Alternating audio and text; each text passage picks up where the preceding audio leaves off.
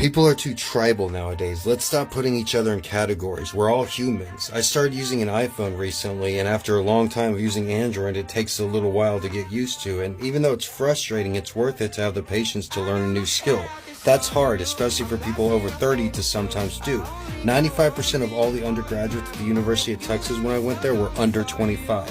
It takes a special kind of 30-year-old to sit down one day and say, well, time to learn calculus. The individual doesn't need the chutzpah, but also needs innate intelligence to keep up with the much younger peers that had the advantage of private schools, personal tutors, and every academic advantage their parents could think of. When I was at the University of Texas, I had to sleep in a broken down car for one semester, and I didn't get a penny or word of encouragement from anyone. I wrote a book about it. It's called Gonzo Education. Personally, I've never fallen into any group or category besides the human group. Everyone, from the smartest to the slowest, has something to offer. Be open-minded because everyone else knows something that you do not. The best teachers are also good listeners. They ask questions and soak up information like a sponge. An intelligent and open-minded individual learns from everyone and everything. Don't just learn from people's accomplishments, learn from their mistakes and don't repeat them. There are two ways to learn about a hot stove. You're either lucky enough to be told how the stove is hot and you take the other person's word for it, or you go ahead and put your hand on the hot stove.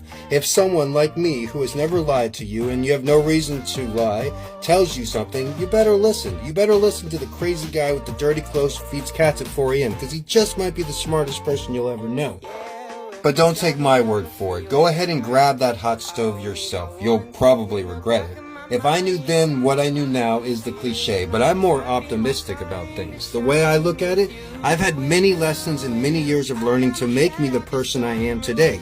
Many times, most of the time actually, I had to learn things the hard way. I reached out and grabbed that hot stove and got the burn marks to prove it. Life's greatest lessons are usually learned at the worst time and from the worst mistakes. Forget the mistake, remember the lesson. Eleanor Roosevelt once said, learn from the mistakes of others. You can't live long enough to make them all yourself. Paul Bear Bryant says, when you make a mistake, there are only 3 things you should ever do about it. Admit it, learn from it, and don't repeat it. Making mistakes does not mean you're a failure. It just means you're trying and learning. Sometimes the most painful things teach us the lessons we didn't think that we needed to know. I'm Mr. G. Thank you.